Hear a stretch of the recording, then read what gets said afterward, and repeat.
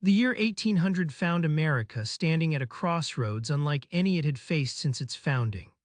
The young republic, barely a quarter century old, trembled under the weight of political divisions so severe that former friends crossed streets to avoid one another, and the specter of civil war loomed over a nation that had fought so hard for its independence. In the halls of Congress and the parlors of Philadelphia, two competing visions for America's future clashed with unprecedented fury. The Federalist Party, led by the brilliant but controversial Alexander Hamilton, envisioned a strong central government that would transform America into a modern, industrialized nation capable of standing toe-to-toe with the great powers of Europe. Their policies during George Washington's presidency had established a national bank, funded the revolutionary debt, and forged closer ties with Britain through the controversial Jay Treaty. Standing in fierce opposition were the Democratic Republicans, rallying behind Thomas Jefferson's vision of an agrarian republic where individual liberty and states' rights would flourish. They viewed the Federalists as dangerous aristocrats who had betrayed the very principles of the American Revolution, replacing British tyranny with homegrown despotism. The partisan newspapers of the day fanned these flames with unprecedented venom. Federalist papers painted Jefferson and his followers as godless French revolutionaries, ready to bring the terror's guillotine to American shores. Republican publications countered by depicting the Federalists as crypto-monarchists, secret lovers of kings and nobles who would sell America's birthright for European gold. By 1800, the political atmosphere had grown so toxic that violence erupted regularly in state legislatures and even within the halls of Congress itself. Historian Gordon Wood would later write that public passions had reached such fever pitch that armed conflict among the states seemed not just possible but likely. Each party believed with religious fervor that its vision alone could preserve the Constitution and the nation itself. The tensions between France and America in the late 1790s provided the perfect storm for domestic political warfare. When French privateers began seizing American merchant vessels, the Federalists saw their chance to consolidate power through military preparedness and closer ties with Britain. President John Adams, though more moderate than his high Federalist colleagues, found himself caught between competing pressures that would ultimately doom his presidency.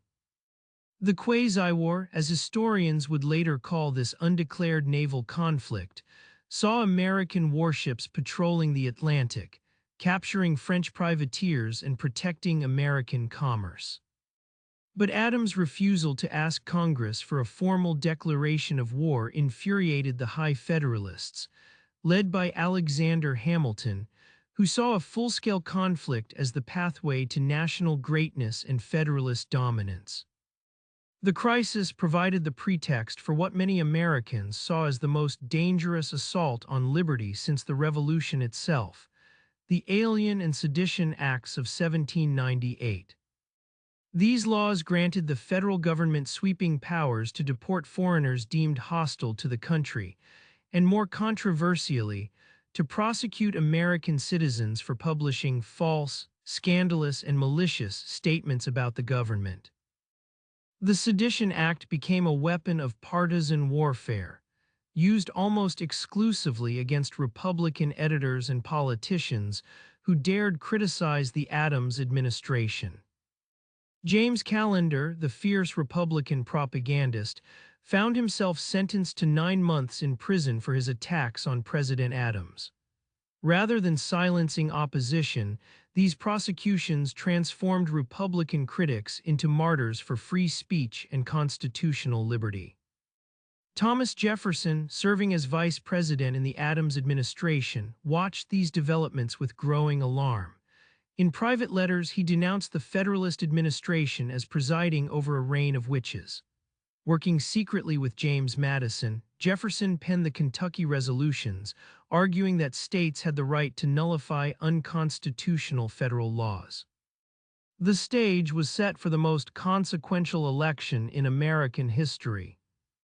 As the election year of 1800 dawned, Alexander Hamilton found himself in an increasingly precarious position within his own party. The architect of Federalist policy and the power behind Washington's presidency now watched as his influence waned under John Adams' more independent leadership. Hamilton's frustration with Adams had been building for years, but it reached a breaking point when the president made a decision that Hamilton viewed as catastrophic: pursuing peace with France. In the spring of 1800, Hamilton made a desperate attempt to manipulate the electoral system in his home state of New York. When the Democratic Republicans won control of the New York legislature, the body that would choose the state's presidential electors, Hamilton saw disaster looming. In a move that revealed both his political cunning and his willingness to subvert democratic norms, Hamilton wrote an urgent letter to Governor John Jay, a fellow Federalist. The letter was nothing short of a proposal for electoral theft. Hamilton begged Jay to change New York's election laws before the Republican majority took office, effectively overturning the results of a fair election. Hamilton justified this extraordinary measure by claiming it was necessary to prevent an atheist in religion and a fanatic in politics from getting possession of the helm of state. He was, of course, referring to Thomas Jefferson. Governor Jay, despite his Federalist loyalties, possessed a moral compass that Hamilton's partisan desperation could not bend. On Hamilton's letter, Jay scribbled words that would echo through history. Proposing a measure for party purposes which I think it would not become me to adopt. He filed the letter away and took no action, allowing the Republican majority to take their rightful seats in the New York legislature. This moment marked the beginning of Hamilton's transformation from party leader to party liability. His willingness to subvert democratic processes for partisan gain shocked even his own allies and foreshadowed the more destructive role he would play as the election reached its climax. The explosion came on the evening of May 5, 1800, in the President's house in Philadelphia. President John Adams sat in his office with Secretary of War James McHenry, discussing routine appointments when years of pent-up frustration finally erupted. What began as a minor disagreement escalated into one of the most dramatic confrontations in presidential history. Adams had long suspected that members of his cabinet were more loyal to Alexander Hamilton than to their sworn president. The suspicion ate at him daily as he watched his own advisors seemingly work to undermine his policies and his presidency. On this particular evening, something in McHenry's tone triggered an avalanche of presidential rage that had been building for 3 years. The president's fury was spectacular and unrestrained. He accused McHenry of being Hamilton's puppet, a man who took his orders not from the elected President of the United States, but from a private citizen in New York.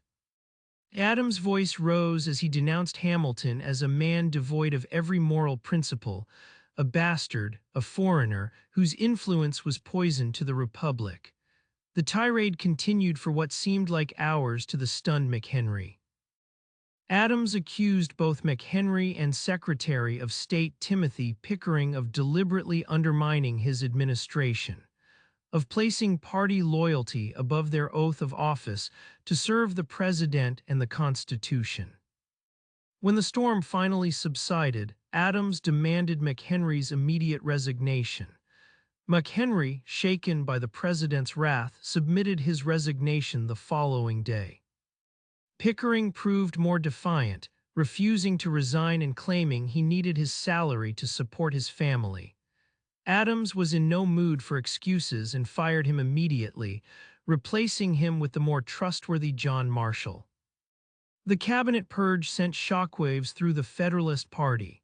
McHenry, seeking to justify his dismissal and perhaps his years of divided loyalty, spread word that the president was actually insane. Republican newspapers gleefully picked up this characterization, adding mental instability to their existing charges against Adams. Alexander Hamilton's response to the cabinet dismissals revealed the depths of his political miscalculation and personal vindictiveness. Rather than accepting Adams' right to choose his own advisors, Hamilton embarked on a vengeful campaign that would ultimately destroy both men's political careers and hand the presidency to their mutual enemy, Thomas Jefferson. Hamilton began his assault with a tour of New England, the heartland of federalism, where he privately urged party leaders and electors to cast their votes for Charles Cotesworth Pinckney rather than Adams. Pinckney, Hamilton argued, would be more reliable in implementing the high Federalist agenda of industrial development, strong central government, and closer ties with Britain. But Hamilton's private campaigning was merely the prelude to a public act of political suicide that stunned even his enemies with its reckless audacity. In late October 1800, just weeks before the election, Hamilton published a 54-page pamphlet with the inflammatory title, Letter from Alexander Hamilton, concerning the public conduct and character of John Adams. The pamphlet was a masterpiece of character assassination, written with all the literary skill and personal venom that Hamilton could muster. He attacked Adams' great intrinsic defects in character, his disgusting egotism, and his ungovernable temper. Hamilton painted the sitting president as mentally unstable, politically incompetent, and morally unfit for office. The Democratic Republicans could hardly believe their good fortune. Here was Alexander Hamilton, the most prominent Federalist leader, destroying his own party's candidate with language more vitriolic than anything Jefferson's supporters had ever published. They reprinted Hamilton's attacks widely, ensuring that every American voter could read the Federalist leader's devastating assessment of the Federalist president. Even Hamilton's closest allies were horrified. Connecticut Federalist Noah Webster wrote to Hamilton that his conduct would be discerned little short of insanity. The pamphlet split the Federalist Party at the worst possible moment, just as they needed unity to face Jefferson's well-organized Democratic-Republican machine. As autumn turned to winter in 1800, electoral votes trickled in from across the nation, revealing a political landscape transformed by the year's bitter divisions. The Democratic Republicans had executed their strategy flawlessly, maintaining their stronghold in the South while successfully flipping the crucial states of Pennsylvania and New York. When the final tallies were counted, Jefferson's party had secured 73 electoral votes against Adams' 65, seemingly delivering a clear victory for the forces of Jeffersonian democracy. But celebration quickly turned to constitutional crisis when the full implications of the electoral system became apparent. Under the Constitution's original design, electors cast two votes without distinguishing between president and vice president, with the top vote-getter becoming president and the runner-up becoming vice president. Every Democratic-Republican elector had dutifully cast one vote for Thomas Jefferson and another for Aaron Burr, the intended vice presidential candidate. The result was a perfect tie. Jefferson and Burr each received exactly 73 electoral votes. What should have been a triumphant moment for the Democratic Republicans became a nightmare scenario that threatened to tear the young republic apart. The Constitution was clear about the remedy. When no candidate received a majority, the House of Representatives would choose the president, with each state delegation casting a single vote. The cruel irony was not lost on anyone. The victorious Democratic Republicans would have to watch as their defeated enemies in the Federalist-controlled House decided their fate. Many Federalists saw an opportunity for revenge, or perhaps even for overturning the election entirely through constitutional manipulation. Aaron Burr's response to the crisis revealed the calculating ambition that would define his career. Rather than graciously stepping aside to allow Jefferson to assume the presidency that voters clearly intended him to have, Burr remained conspicuously silent. Days passed, then weeks, with no word from the man who could have ended the crisis with a simple statement of withdrawal. The silence spoke volumes. Burr was actively courting Federalist support, apparently willing to accept the presidency even though he had run as the vice presidential candidate. Some Federalists found Burr's pragmatic approach appealing, seeing him as more malleable than the ideologically rigid Jefferson. As February 1801 dawned, the United States faced its gravest constitutional crisis since the Articles of Confederation had nearly destroyed the Union in the 1780s. The House of Representatives prepared to decide between Jefferson and Burr, but the stakes had escalated far beyond a simple choice between two candidates. The very survival of constitutional government hung in the balance. Albert Gallatin, one of Jefferson's most trusted lieutenants, captured the growing panic in a letter to his wife.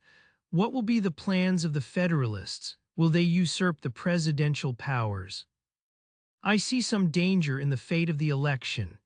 The fear was not merely partisan paranoia. Federalist congressmen were openly discussing scenarios that would effectively nullify the election results.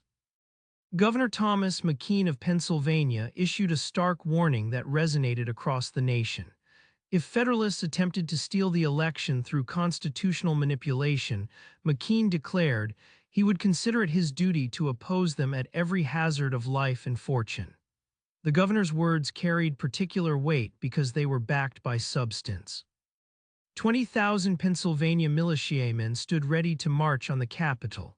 Similar preparations were underway in other Republican-controlled states. Virginia's governor had quietly alerted the state militia, while Republican leaders in Kentucky and Tennessee spoke openly of secession if the election were stolen. The specter of armed conflict, of American fighting American barely a generation after achieving independence, seemed to grow more real with each passing day. On February 11, 1801, the House of Representatives began its fateful voting. The chamber crackled with tension as members cast their ballots in the first attempt to break the electoral deadlock. When the votes were tallied, the result was devastating, a perfect tie. 8 states for Jefferson, 6 for Burr, with 2 state delegations hopelessly divided. The House tried again a few hours later, again deadlock, then again and again. For 6 agonizing days and 35 consecutive ballots, the House remained frozen in indecision while the nation teetered on the edge of chaos. Each failed vote brought March 4th, Inauguration Day, closer, with no resolution in sight.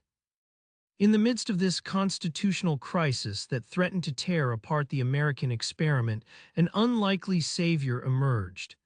Alexander Hamilton, the man whose political machinations had helped create the very chaos now endangering the Republic. Despite his bitter personal animosity toward Thomas Jefferson, Hamilton found himself in the unique position of potentially determining the fate of the nation he had helped to build. Hamilton's correspondence during these crucial days reveals a man grappling with the weight of history. Writing to James A. Bayard, a moderate Federalist congressman from Delaware, Hamilton made an argument that would have seemed impossible just months earlier. Jefferson is to be preferred. He is by far not so dangerous a man, and he has pretensions to character. The reasoning behind Hamilton's extraordinary reversal was both principled and pragmatic.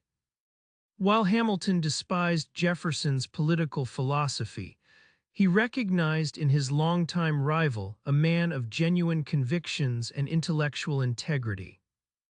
Burr, by contrast, Hamilton saw as utterly without principles, a man daring enough to attempt anything, wicked enough to scruple nothing. Hamilton understood that American democracy could survive ideological disagreement, but it could not survive the elevation of a man who recognized no moral or constitutional constraints on his ambition. In letters to Federalist leaders across the nation, Hamilton argued that Burr represented an existential threat to the Republic itself. James Bayard, influenced by Hamilton's reasoning and perhaps by his own conscience, made the decision that would preserve American democracy. On the 36th ballot, taken on February 17, 1801, Bayard announced that while he could not bring himself to vote for Jefferson, he would withdraw his support from Burr. Several other Federalists followed Bayard's lead, choosing to abstain rather than support either candidate. When the votes were counted, Thomas Jefferson had won the presidency of the United States. The deadlock was broken, the constitutional crisis was resolved, and America had proven that peaceful transfers of power between opposing political parties were possible in a democratic republic. March 4, 1801, dawned gray and cold in the new capital city of Washington, D.C. before sunrise. A solitary figure made his way through the muddy streets toward a waiting carriage. John Adams, the second President of the United States, was leaving the capital for the last time, beginning a journey back to his farm in Quincy, Massachusetts, that would mark the end of one era and the beginning of another. Adams' pre-dawn departure was not intended as a slight toward his successor, though many interpreted it that way. Rather, it represented a proud man's attempt to maintain his dignity in defeat. He could not bear to witness his enemy's triumph, to stand and applaud as Thomas Jefferson took the oath of office that Adams himself had sworn just 4 years earlier. As Adams' carriage rolled north toward Massachusetts, preparations were underway in the still unfinished Capitol building for a ceremony that would make history. Thomas Jefferson, the tall, lanky philosopher from Virginia, prepared to deliver an inaugural address that would define not just his presidency but the very nature of American democracy. When Jefferson rose to speak before the assembled crowd, his voice was quiet but his words carried the weight of revolutionary change. He spoke of the Revolution of 1800, a peaceful transformation that had returned America to the true principles of 1776. The Federalist experiment in strong central government, Jefferson argued, had led the nation astray from its founding ideals of individual liberty and limited government. But perhaps most remarkably, Jefferson used his moment of triumph not to gloat over his defeated enemies, but to call for national reconciliation. In words that would echo through American history, he declared, "We are all Republicans, we are all Federalists." The new president understood that the nation could not survive perpetual political warfare. Jefferson's inaugural address marked more than just a change of administration. It represented a fundamental shift in American political culture. The peaceful transfer of power from the Federalists to the Democratic Republicans proved that the American experiment in self-government could survive even the most bitter partisan divisions. The aftermath of the 1800 election reverberated through American politics for decades, reshaping the political landscape in ways that the participants could scarcely have imagined. Alexander Hamilton, the brilliant architect of American financial policy and the de facto leader of the Federalist Party, found his political influence shattered by his own actions during the election crisis. Hamilton's interference in the election, first attempting to manipulate the New York results, then destroying John Adams with his venomous pamphlet, and finally preventing Aaron Burr's elevation to the presidency, cost him the trust and respect of his own party. Many Federalists viewed his conduct as erratic, even treasonous. Whether Hamilton might have rebuilt his political career remains unknowable, as Aaron Burr's bullet ended his life in their infamous duel at Weehawken in 1804. The Federalist Party itself never recovered from the divisions that Hamilton had helped to create. Though pockets of New England remained loyal to Federalist principles, the party's national influence steadily declined.